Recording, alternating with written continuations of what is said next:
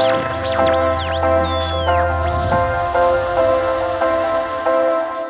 day, brothers and sisters. We have in the studio today. The only reason I even have you, Don, because it's fun to pronounce your name, Don Donderi. Don Donderi. Say it 10 times in a row, right? That's one of those kind of names. Thank you. My Italian grandfather and father would be very delighted with your statement. Thank you. Is Don short for Donald? It is not. It's actually Don. It's just Don. My father's nickname, his full name was Edouard Antoine Nuciel Donderi. That was too much for the streets of New York City where he grew up. So his friends called him Don. And when their firstborn was born, they called him Don. That's my name, D-O-N. So it's not actually our first interaction. I think first time we ever met, well, not met in person, but we had an interview a long time. Babi Ansari, the co-host of the Afternoon Rush on Radio Hamsafar here in Montreal, we did a wonderful show together. She's like, this is this guy in McGill. He teaches alien abduction course. We should interview him.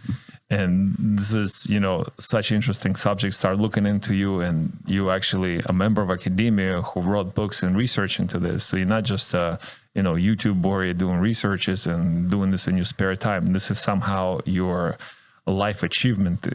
I don't know. Is that a fair way to say it? Well, first of all, let's not knock YouTube. Let's not knock podcasts, because that's the way people get their information these days. I'm delighted to be here. Yeah, I taught at McGill for 47 years in the psychology department. I was a psychology researcher, not a therapist, just to make clear. And my research was in human visual memory and human perception, that is, visual perception. How do we learn about UFOs and ETs? By what we see and what we remember. And it occurred to me back in the 60s, after I'd been at McGill for a while and was reading what people were writing in the papers about this, that there was something to the UFO story. It wasn't all a hoax, and it wasn't something that should be laughed at. And my academic colleagues were laughing. Most academics then, and a few still now, dismiss the whole thing as delusions or hoaxes or misperceptions or people not understanding what they're seeing or experiencing. And they're wrong. The people are right. The academics were wrong. UFOs exist and UFO experiences exist. That's my story. But interesting that you brought up academia is some kind of level of standard. Right, like so somehow, because people associated with McGill University. By the way, it's called a callback. We had a show that we done on MK Ultra, and it continues to develop that subject throughout all the shows. As I think it's very important to our subject here today as well. Since you're a professor at McGill and you've been there for a long time, do you have anything to do with MK Ultra project? Well, I think we've discussed this before, and I'll review it. But I have to disagree with one thing you said. People don't just get their information from professors anymore. They get them from what we're doing. But they used to hold it, right? They used to hold like if you had a college degree or right. universal degree. I mean, I think it's still valid to some extent. If you're part of that academia world, you look down on everybody else who doesn't have the diploma, who doesn't have an accredited institution paper that tells you you're good enough to be in this kind of group of people. Like you above the society, and you're a better person because of that. Everybody except me. But anyway, let's take it back. Yes, I did had some experience with an aspect of government involvement in this subject. And we'll get this on the table now because it was an interesting but small part of my academic experience. For a while, I was a dean at McGill. I was an associate dean at the graduate faculty at McGill, which in the 70s was responsible for administering all of the graduate programs, the ones that led to doctor's and master's degrees. And my job was basically to handle the money, seriously. And it happened that at one point, there was a professor at McGill who'd been involved, a psychiatry professor who'd been involved in some kind of work on what's called brainwashing. And it involved people being subjected to experiences that they could then be forced to remember or could be influenced to remember in one way or another. This was sponsored by the CIA. And when that discovery came out, I was delegated by my boss, who was the actual full dean of the graduate faculty, to look into it. So I did. I went and looked at the original documents, got out some of the papers that included the financial transactions between McGill and the agency, and provided that background information. It was a, quote, legitimate research project funded without concealment, but it wasn't made public until the documents were released by McGill after I looked for them. So that's my passing experience with government involvement in anything approaching the supernatural or extrasensory. Well, since we're working on Don Donderi disclosure, let's disclose your military involvement, because you do have a background working with the military too. Well, that is true, and fair enough, but that's totally on the public record. While I was a graduate student, I was also raising a family, and I was not rich enough to live off hidden wealth or family finances or anything of the sort. So I had to get a job while I was a graduate student at Cornell University in Montreal. And that job took me right to the International Business Machines Corporation, IBM, and their so-called Federal Systems Division. And what, during the summers and part-time, I was doing for IBM was doing research on how people observed what they saw on radar screens.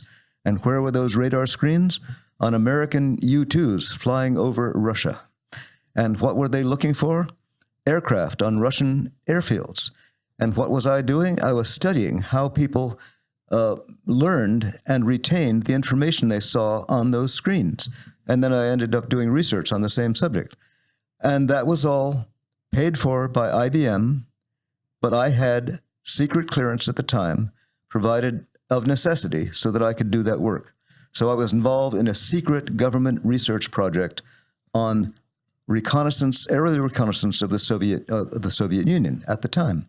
That's my entire history with secret money, government money, whatever you like. And my interest in UFOs after the fact was completely separate from that. But it is true, I have done a little dabbling at the edges of what you might call the secret world. So some may say this is like, okay, so part of this experience kind of led you into this field, or maybe this is a CIA agenda.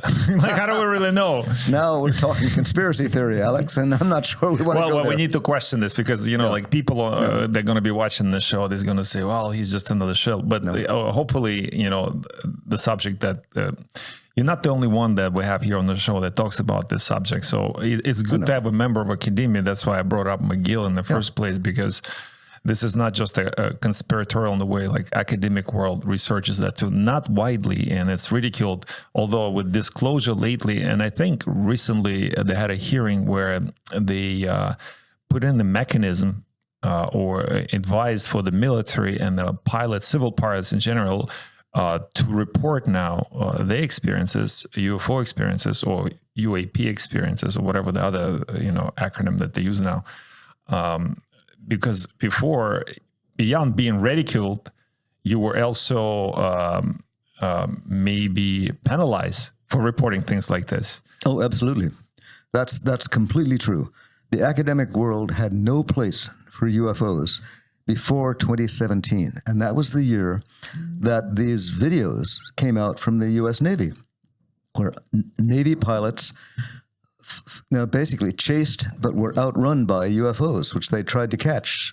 And the footage from their own aircraft and from the carriers, the radars on the carriers that they were from, were released to the public. And that made a big difference because everybody could then see that American Navy pilots were chasing and recording what everybody calls, rightly, unidentified flying objects. And this broke open the whole subject for discussion in the general public, in the government, and as you said, it even led to the public creation of some agencies inside the Pentagon recently that are supposed to be following up on these reports. Frankly, I think a lot of that, and here I go back to being a conspiracy theorist. I said this before. This has been going on so long. The UFO thing has been going on so long. On the record, since about 1947 in the United States, and probably equally early elsewhere, that it is inconceivable to me that some people working for the agencies that run radars, that run ground observer corps, that have airplanes in the sky all the time, who are those people?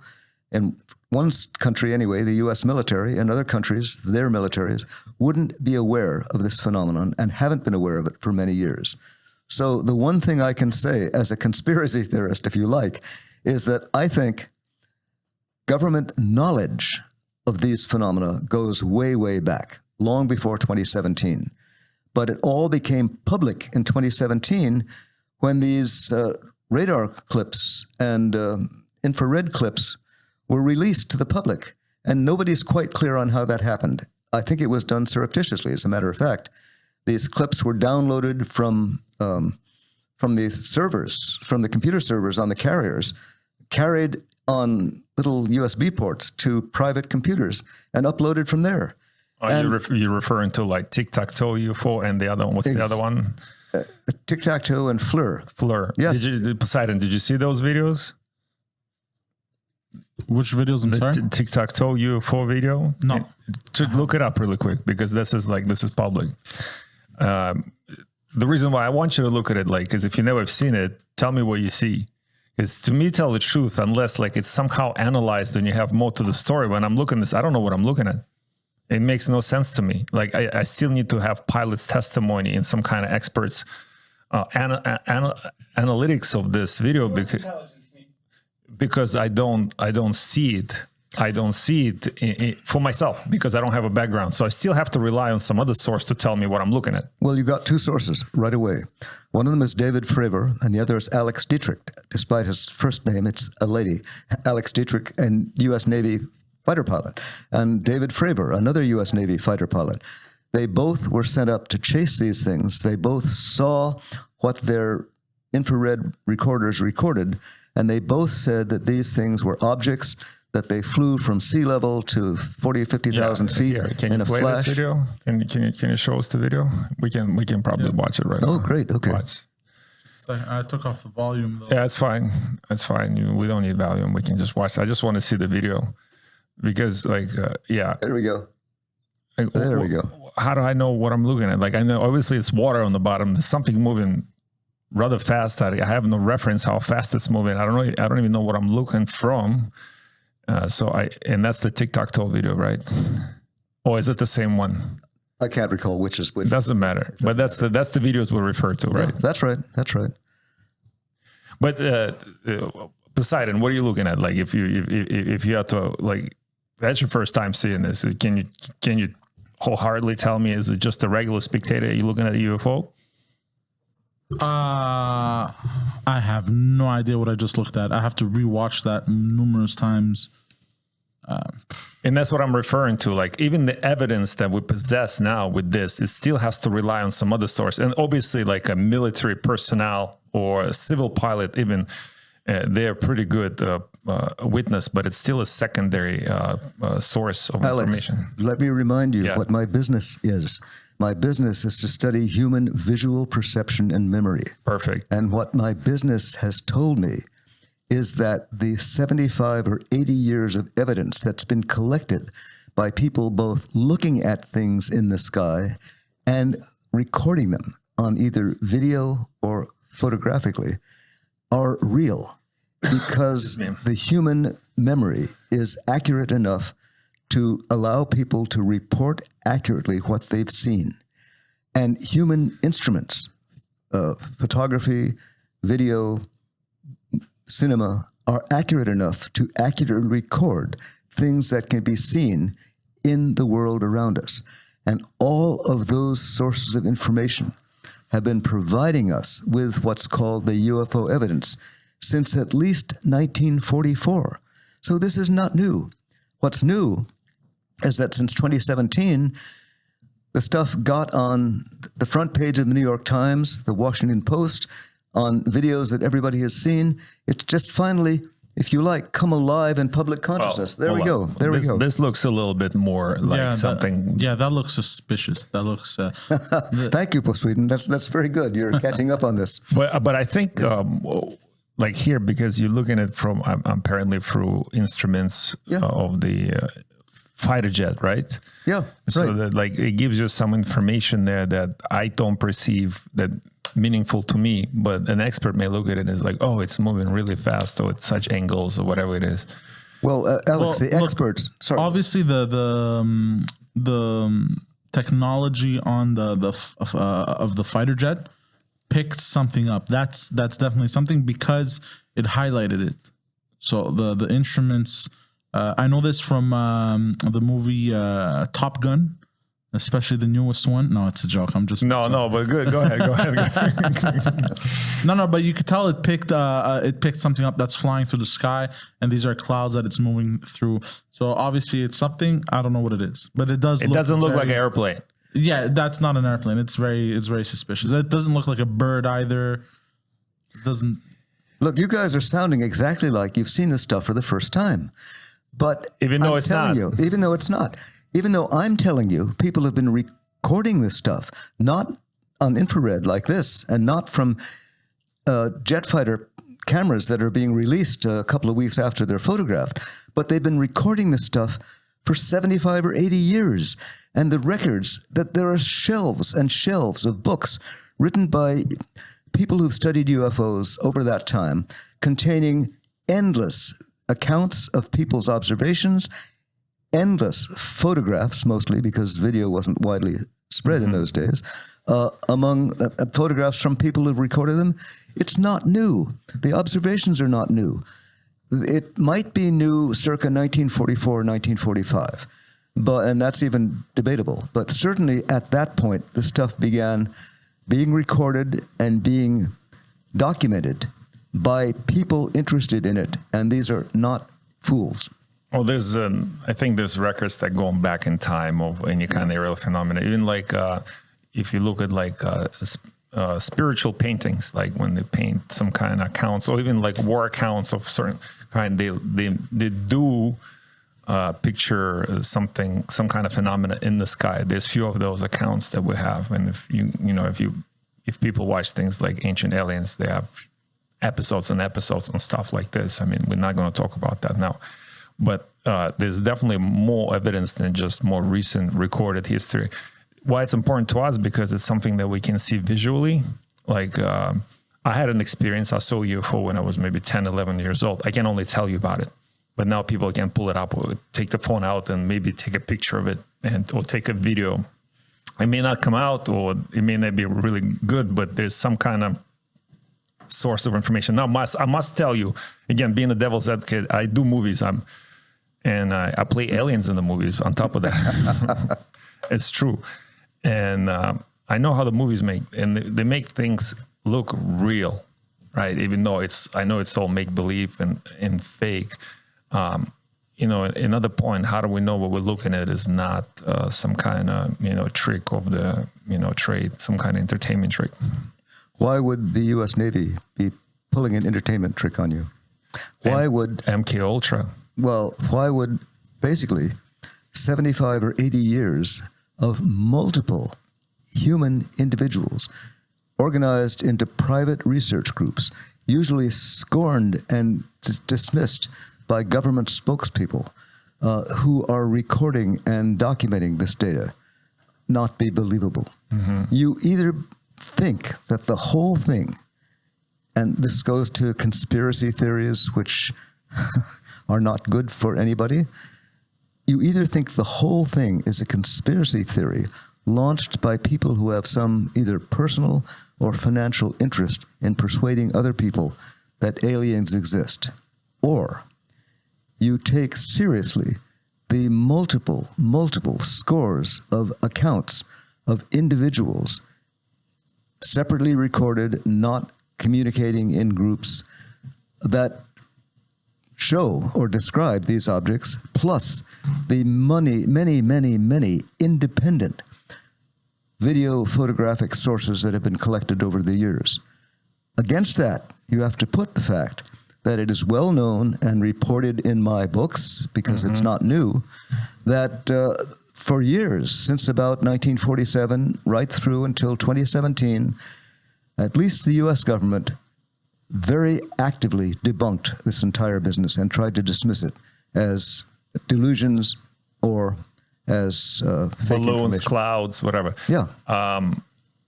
I tend to agree with you on importance versus non-importance. I'll use a Christian example, Jesus story, right? If it's all make-believe, it has zero importance to human race. If it's real, it's utmost important to a human race, but it's nothing in the middle. So I think if we take the UFO and alien subject and put in category, not of Jesus, but in the category of how important it is to a human race in general, it's the same thing. It's either all make believe and then it has zero importance to human race, or it utmost importance. So who has the power? Who has a lot to gain or lose in this case? Like if the information is altered or manipulated in some way, who benefits from that? You know, obviously not people if it's manipulated. So I agree with you there that it's either you totally believe in this or you have a direct, but we're not talking about a matter of belief, because this is not a matter of belief to me or some people who actually observe something they can't explain or had direct experiences. And most so, as we spoke to Luigi Vanditelli on the show, we talk beyond just observing something in the sky. We talk about direct experience. There's a lot of evidence of people having alien contact, which is totally, it's a whole different subject that brings up the whole different kind of can of worms. You're right to open that can of worms. It's one that you know better than I, but that I have dealt with you and other people who've had those experiences. I have not. There are two parts to this. There's what we call UFO part, which we've been discussing for the last time, and there's the abduction part, so-called. You can give it another name, and since I'm not one of those people who've experienced this, I don't think I have a right to choose the name. But the fact that many people have directly interacted with ETs, extraterrestrials, in the presence of ET vehicles, or UFOs as they're usually called, is not news to me. It's not news to many people who've had these experiences. And these experiences have been collected, analyzed, and recorded by many people who've taken this aspect of the experience very, very seriously. I happen to know several people personally who've had these experiences. We are talking to one right now. I know others as well. And I also know many, or knew many, because some of them have gone, who were involved in collecting this information. And they are my respected colleagues in this field who've dealt with the so-called alien abduction phenomenon. And I basically endorse everything that I've read by the qualified people who've talked about this, put it that way. So you research specifically in the books. You have you published a book a few years ago, UFO, ETs, alien and alien abduction, and now Truth, Lies, and ETs. And I've read most of the Truth, Lies, and ETs, and it's a fascinating book. And actually, you bring up a lot of the current disclosure information in it, and mix and match with some of the older stuff. And I definitely recommend both books to read, because again, it's not just somebody. Again, like me waking up and looking at the YouTube videos, it's like, oh, let's do a podcast on the alien show. No, it's somebody in academia who is versed in a scientific method when it comes to the research, right? So the book is sort of reflection of your research on the subject matter, and it has a very interesting structure. Again, some people may perceive it differently. Some people may relate to it as they read it. But in terms of yeah, we know you have a military background, and did that come up when you did the radar work? Is that came up as a subject? We're catching something on radars, we don't know what it is, and that sort of opened up your interest? Or what prompted actually, what was the first step? Okay, I'm going to research alien abduction. No, my interest started much later than that. I never saw or heard of a UFO while I was working at IBM on radar. What happened was, during the 1960s, in about 1965, a lot of cases began to be reported on public media in the United States. And this was into my academic career. I was years away from having worked at IBM. I last worked for them in 61. Then I came to Montreal in 62 and got a job at the psychology department at McGill, where I was for 47 years. But during that time, I was doing research, as I think we said before, on visual perception and memory. And when this stuff began to come out in 1965, the academic world was incredibly skeptical. They found, they being the psychological part of it, found every reason to discount the accounts that people were giving of what they had seen. But this was not new. The debunking, as it was called, was going on for years. But on what grounds? Like if you summarize it, like was it more like, oh, is this just not part of our perception? We don't know what we're looking at, or they would straight up doing misinformation? No, it was the academics believed that what people were doing were fantasizing, and that they were misperceiving things that they saw in the sky, like airplanes or stars or whatever. And I explained why the academic profession was against that in the first book I wrote, which was published in 2013. There's a way people have of avoiding difficult facts. It's called cognitive dissonance. There was a theory developed by a man, Leon Festinger, in 1975. He published a book called The Theory of Cognitive Dissonance. And the idea was, if something comes up that is threatening to you as an idea or a fact, or even a presence, you want to find an unthreatening way of avoiding the anxiety. And the best way to do it is to dismiss it as something else and give yourself another explanation. So the other explanation for the so-called UFO sightings in 1965 and after was, these are all fantasies that people make up, because if I thought anything else, I would have to worry about them myself. So if I blame other people's sightings on their own imagination, on their reading of science fiction, then I can avoid thinking about the problem myself, and that saves me anxiety. And that theory, the theory of cognitive dissonance, is well known in psychology. I said publicly that that was a great deal of what the science community was doing when they ignored the UFO evidence. And I remind you, this started deliberately in 1947 when the first sightings were made in the United States and recorded in public. The government started debunking them. They had a project which debunked them, and that was under U.S. government doing.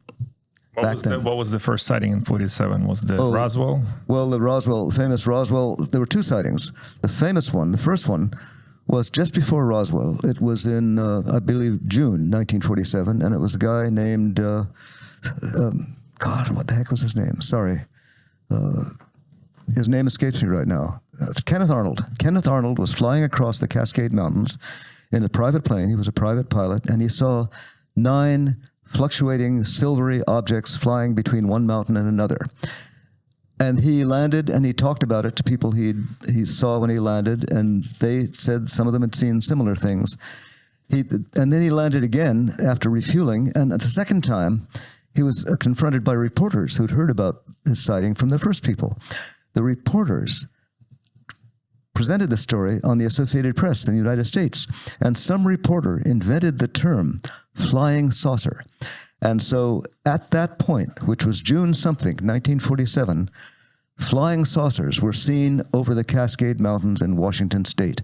And that was the first America knew about flying saucers, or the world for that matter. Next week, I think it was about a week later, UFO flying saucer crash at Roswell, New Mexico. That was where it turns out that a flying saucer or UFO did crash. There were extraterrestrial bodies in it, one of whom was alive. The crash was recovered, but then covered up. And the cover story was that it was a weather balloon. And that's the end of the story. And that was the beginning of the cover-up. All of that is recorded history, not just in my books, but in many other people's books as well. Well, they originally said maybe the cover-up was, I heard, this is the crazy story. Again, that's my YouTube surfing times, that I saw that the Yeah, the Kenneth Arnold story that's the beginning of the term of flying saucer, because that's how he described it, and that's how people start calling them.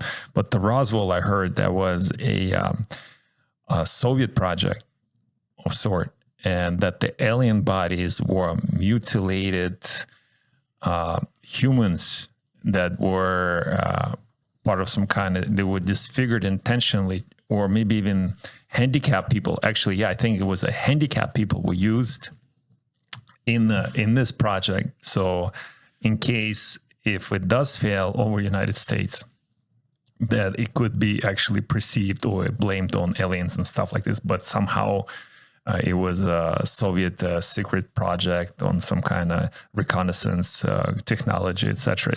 I heard theories like that even. See, here we go. Now we've had additional cover-up stories or theories presented. I had actually heard that one too. I just didn't mention it. But the fact is, the actual presence of extraterrestrials who can navigate around our planet, interact with people in a way that people cannot control, is itself what people call an existential threat. Humans do not know how to deal with it, either individually or collectively. And how do you get rid of the threat? By wishing it away. And how do you wish it away? By a conspiracy theory that explains it either as a weather balloon or a Soviet failed attempt to do something.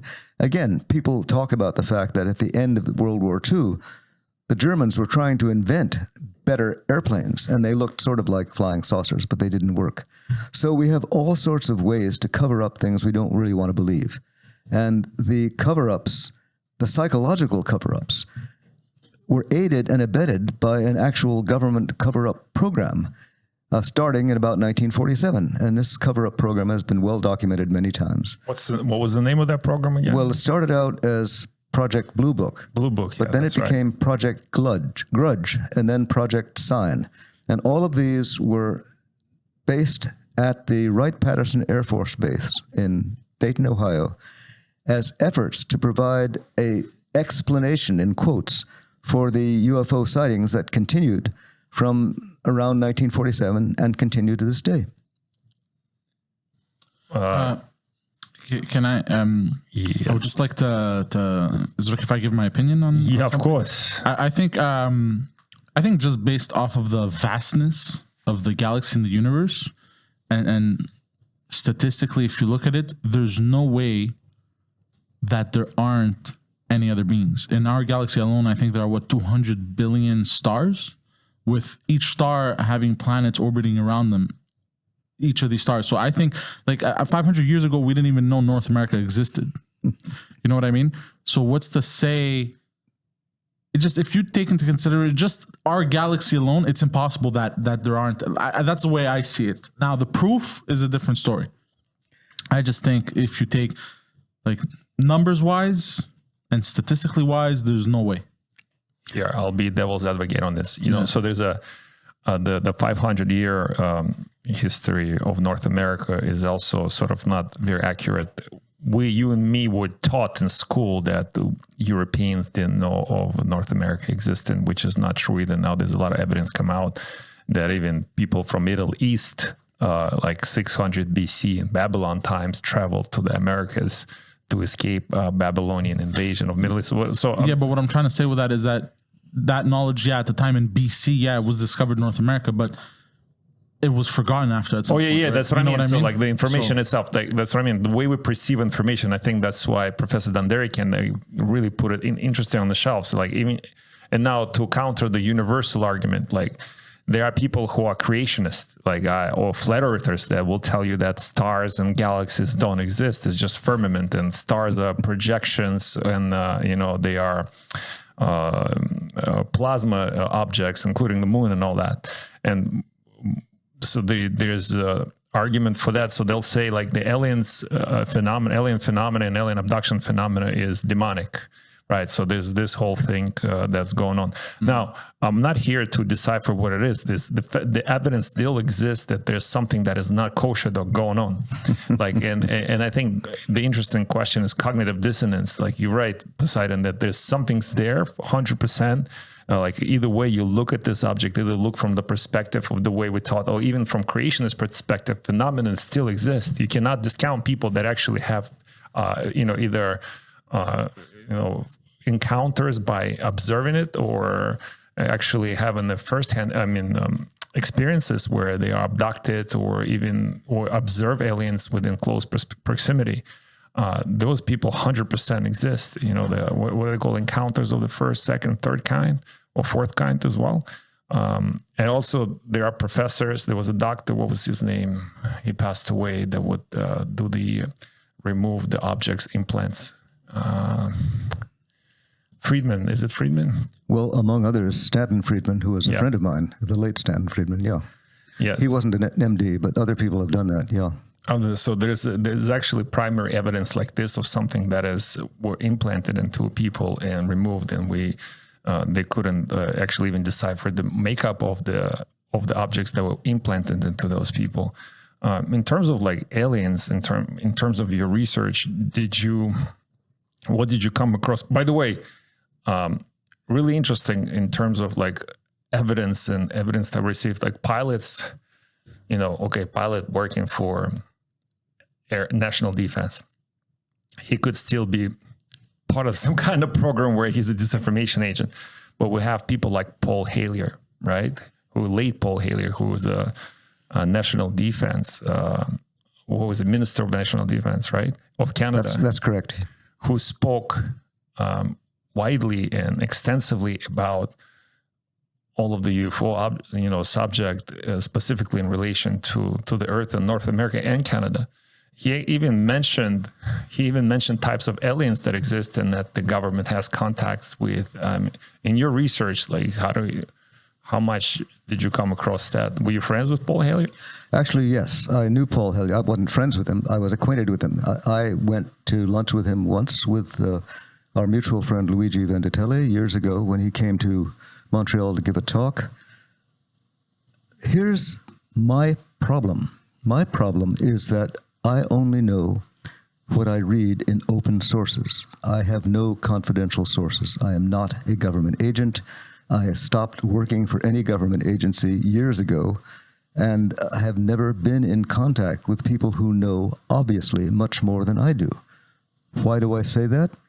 Because the evidence is so obvious to people who are not in the system, so to speak, that is, private pilots, ground observers on their own, people like me who study other people who've had these experiences, that it is inconceivable, simply as a matter of logic, that people who have better access than I do to advanced sensors and reconnaissance information do not know much more than I do about what is in and around our Earth and environment.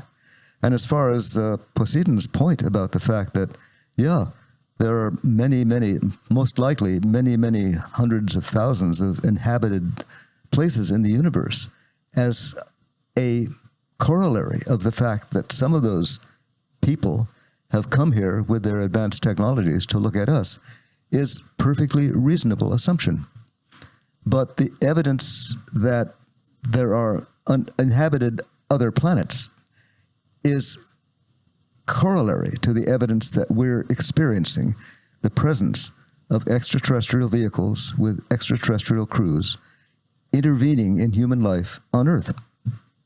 In your experience, well, not experience, you don't have experience. In your opinion, in your research, are they good for us? Are they malevolent? Like, what is, like, your personal opinion? I know you don't deal with, you scientists, you don't deal with personal opinions, but, you've been around this thing for long enough where maybe you can come to some personal conclusions. I don't know.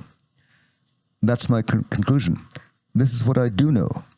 I know people who've had these interactions, and often there are multiple interactions with ETs. And what effect it has on them as individuals, I don't know either. Because while I'm a research psychologist, I'm not a psychotherapist, and I'm not a philosopher, and I can't put their lives into that larger perspective that we have to deal with and that somebody should deal with.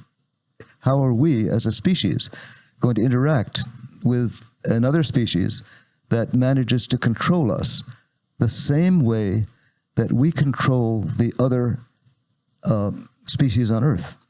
We take our time with them, but we can fly over the woods, we can find a bear ambling along, send a dart into the bear that paralyzes the dart, put an implant into the bear wakes up, goes about its business, doesn't know what's happened to the bear, but we know what's happening to the bear because we're following the bear by a tracking implant. This is the kind of thing we do to other species on Earth. Well, some animal advocates will argue this is torture, right? So whatever you say, it's being done. It's being done. But there's a good part to that story. I just saw a few weeks ago, there was a polar bear, I believe somewhere in Russia, that got himself into a problem and climbed into a can of something like peanut butter in a tongue got stuck. And actually, it was smart enough to walk into a village, researcher's village, and to seek help because it was going to die, right? Because it wouldn't be able to eat. And the people obviously couldn't help because it's a polar bear. And so they called somebody from the center, and scientists came in and put the bear to sleep and removed the can and saved the bear by that. So that in this case, it's not torturous, even though they went through the exact same process in terms of finding the bear, tracking the bear, putting the dart in it, putting it to sleep, but then they did some kind of surgical process to remove the can from the tongue of the bear. So that was overall a positive experience and a kind experience on humans' part, towards the bear. But the other experience, if we just want to track a bear for the sake of doing some kind of research against bears, some people may argue, well, interfering with the nature, why are you torturing the bear and all that? So there's kind of two sides of the story all the time. That's why my question to you still stands. Like most of the experience that you come across, in your research, it feels like they're done against people's will. It's not like somebody sitting there and calling the aliens and say, "Well, come abduct me today." It just happens, right? So like against the will type of situation, and it happened. Obviously, if the people are conscious about that, a lot of them, from what I know, people are not comfortable with that. I agree with you. And I'm, again, not a person who's experienced that myself, so far as I know. And I put it this way, empathize with the people who've had to put up with this, because that's the way I describe it. If one of those people has a serious disease and is abducted, and the abductors, the ETs, cure that disease, that's a good point for the abductors, put it that way. As the polar bear example was a good point for the people. But I cannot tell you, based on my research or experience, what the average experience is of someone who's been basically abducted by ETs. The people I know have had this experience, are aware of it. Most of them seem to be managing it, but let me put it plainly, I'm very glad it hasn't happened to me. Yeah, well, actually some people seek for that, and they go into places like, where UFO sightings are prevalent and hoping to encounter, the same people that seek encounter with Bigfoot. That's a whole different subject matter, but there's people that actually seek those encounters. And I'm like, always, be careful what you wish for. You never know. The whole concept, I think the whole concept of the alien thing is we still, us, you and me here sitting in the room, and Poseidon too, it's really hard for us to explain based on our perception what we're actually dealing with. I mean, there's a lot of talk about, how many alien races that we encountered and where they're from, but there's no direct evidence of that. Or do you have some other information?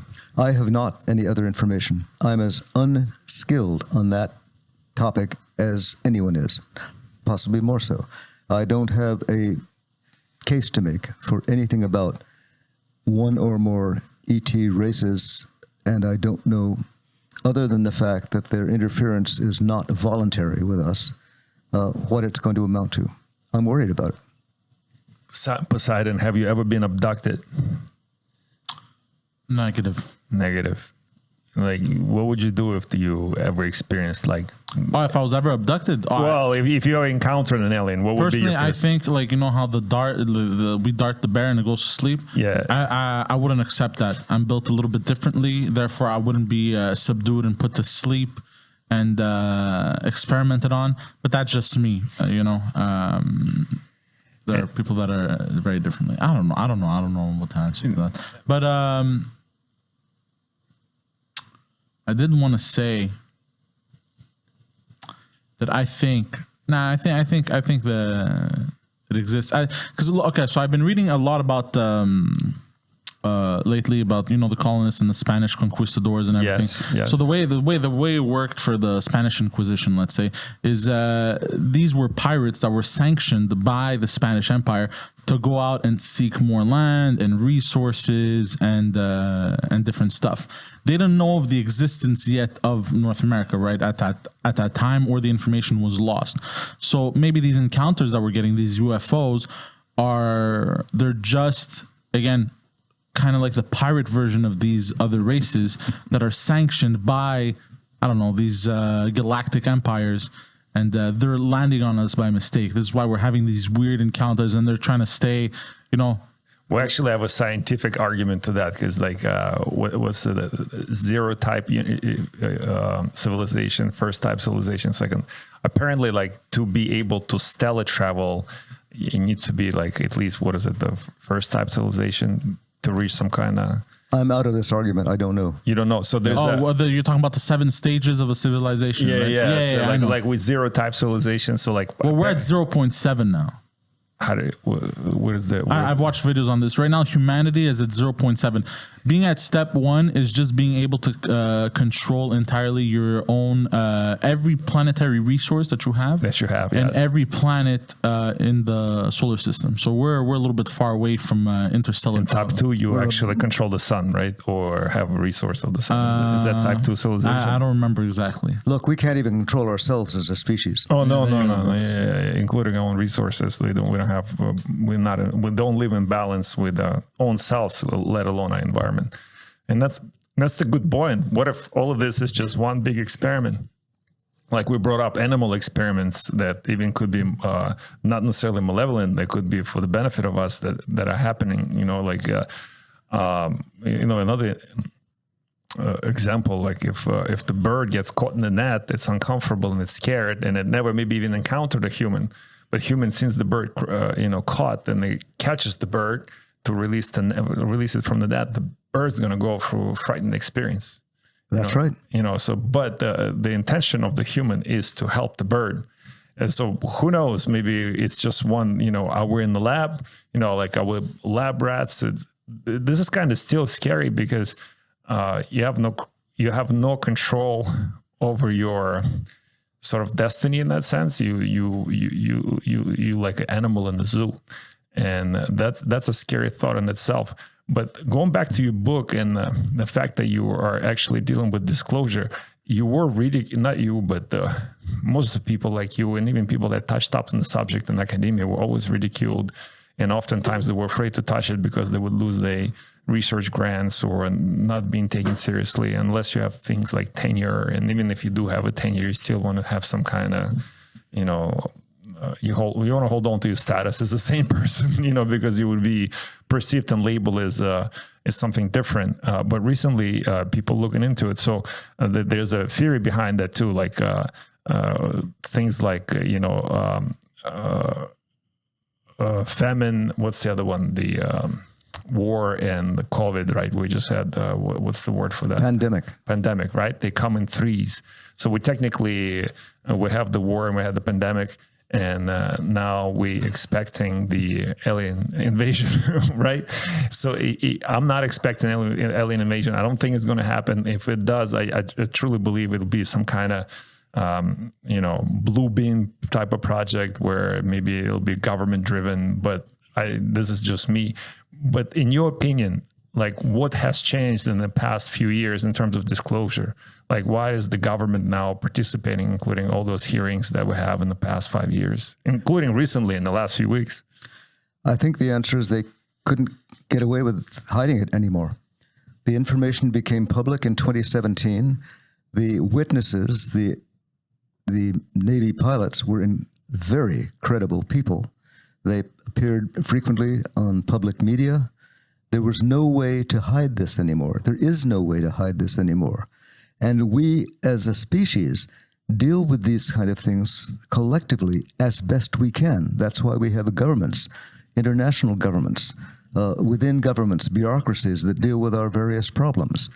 Finally, dealing with this problem has come out into the open. That does not mean, as is true with any government bureaucracy, that we, the public, know everything the bureaucracy knows. And I expect, as I said before, that simply because this phenomenon has been happening for at least 75 or 80 years, well before the end of the Second World War, that there must be a repository of people and information in probably more than one government, but certainly in the U.S. government, which has dealt with it most intensely, that is more complete than any of us know. That's the best I can estimate from what little I do know. And there are a lot of us who are quite public about our interest in this, and a lot of us have written books and are public about it. And the community, the so-called community of people interested in UFOs and ETs, is large. It's thousands and thousands of people across the world. It's just that most of them aren't very well known except to each other and not to the public in general. This podcast, I hope, will change that or help to change it. Well, the public perceived this like, in general, if you look what's going on in the world now, public is general public, like most of the people, they considered like NPCs to the rest of the world, like WEF, like they hear just, for the benefit of the top tier of people, and top tier of people does not represent you and me. They don't represent you and my interest, whoever that top tier is.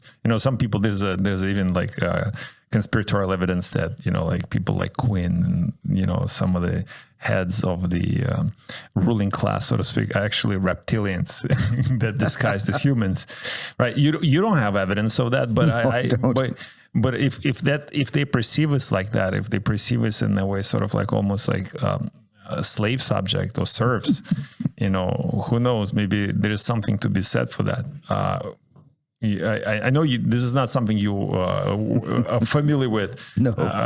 But, the scary part about the fact that United States government, for example, or Canadian government or Russian government, by the way, there's been disclosure happening, like even some members of the Russian government recently, even during the recent months, came out and said that there's definitely some evidence of the stuff going on that, they actually, I think they used the word UFOs and aliens in their disclosure. In Japan, I think it even happened in Japan as well. In Brazil, like government started, it's not just a US phenomenon, it's the global phenomenon of disclosure that is happening. The thought there is, okay, let's say if the government does represent our interests, which I do not agree anymore. Like I don't believe that's the statement I'm taking lightly, but it's in my experience in the recent years, the government does not represent the interest. But let's say if they did, like they wouldn't disclose the information of aliens, because then what would be determined is that there's something exists that they have no control over, and they, especially things like abductions, against the will of people, and they cannot protect the people. And what's the purpose of the government then itself? Like if we have people like federal government that are put in place to protect the borders from, invasion of Russians, Mexicans, Canadians into the US, for example, right? They cannot stop the invasion from the sky or a different dimension if that's the case. So that's also sort of a control thing. If people know less about this subject, less they question the ability and purpose of the government. Well, I agree with you about the motivation for not wanting to confront this on the part of everybody, because it's one of those things that's a kind of existential threat to all of us. Now, we can argue about one government or another, but governments that are based, at least to some extent, on consensus often change their opinions from the ground up, so to speak.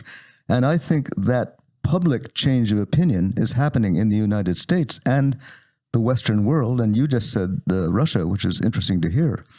And I think that eventually that change in public opinion in governments that to some degree represent the interests of their people will eventually lead to a change in public policy on this. But it's not happening fast, and it won't be easy. And like everything else in our chaotic civilization, nothing will happen smoothly and nothing will happen all at once, that's for sure. What's your prognosis? Is that going to happen in your lifetime, my lifetime, Poseidon's lifetime, my kid's lifetime, my kid's lifetime? You know, what do you think? Like, is that coming that close? Because if you, according to me, and even the show we did with Luigi Vandatelli, like it's already happened. People like aerial phenomena. That's what that show was about. That's what documentary is about. That they already landed, instead of landing on the White House lawn, they landed in the rural Africa on a playground with the kids. So like, and this is not the only event, right? So, but this is like a significant one that was also backed up by the radars and, you know, research. Like, I think it was David Jacob that researched it that we talked about. I'm pretty sure that's what it was. And see, like, I just killed a fly. So like, I'm technically, like, think about it, like I'm just an alien did some cruel to a thing. Right? It's this example of how the universe works. Maybe the aliens just did this. Maybe it's like, oh, this pesky human, why is he here? You know, this is possible.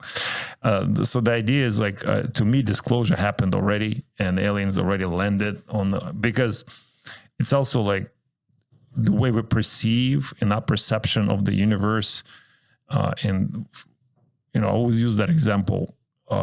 Like, if, let's say, we encounter a civilization that's below us, and let's say, for the sake of this argument, it's two-dimensional civilization.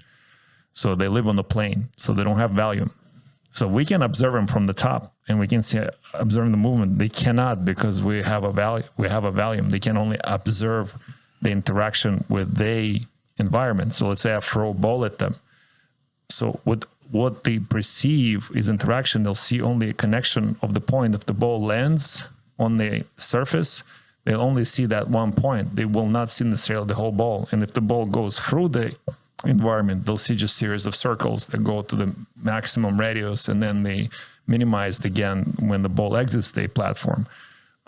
So like the same thing with us, the way we perceive aliens, if we do, we see the tip of the iceberg. Like, we only can perceive them the way we can interpret them, right? Like what you were saying, like one of the examples when actually a good example, Poseidon, when the Spanish came to the shores of North America and Caribbean, the natives wouldn't perceive them. Like, even if they saw the ships at the horizon, they didn't really recognize it, because it wasn't part of their perception, like sort of cognitive dissonance or compartmentalization of sort.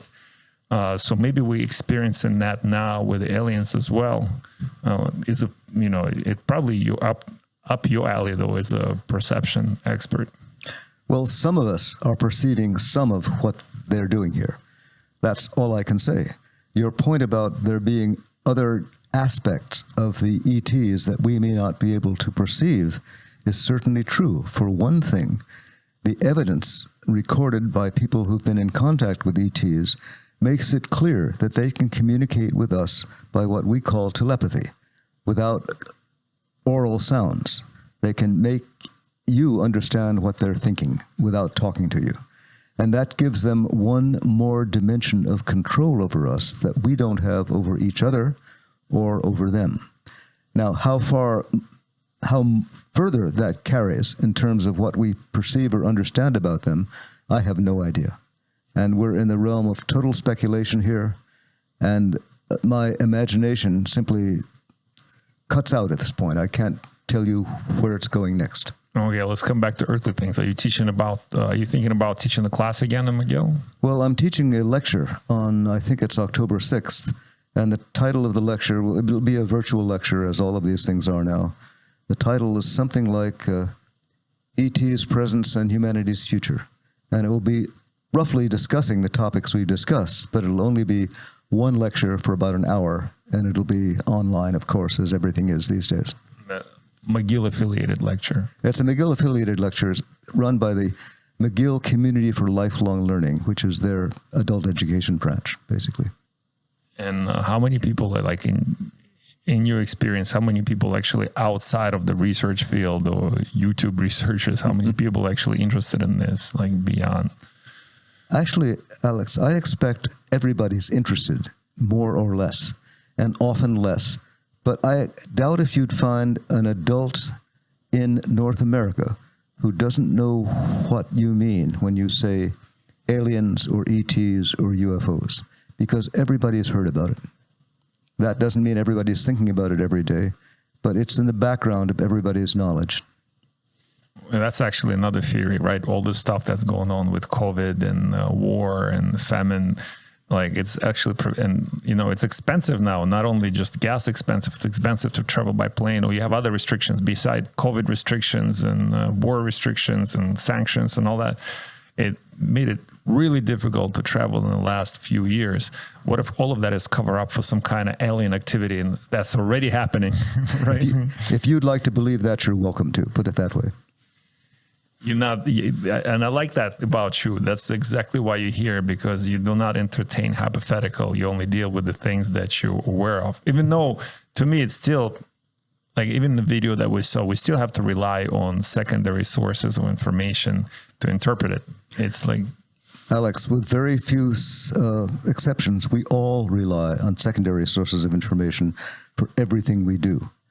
We start by learning to read. We learn how to behave in public. All of this is taught to us by other people, and our behavior on a day-to-day basis is regulated by what we've learned, by the rules the government sets down, by driving on the correct side of the road, and so forth and so on. So we are not just creatures of experience, but creatures of education, and a lot of that education is provided by our civilized environment.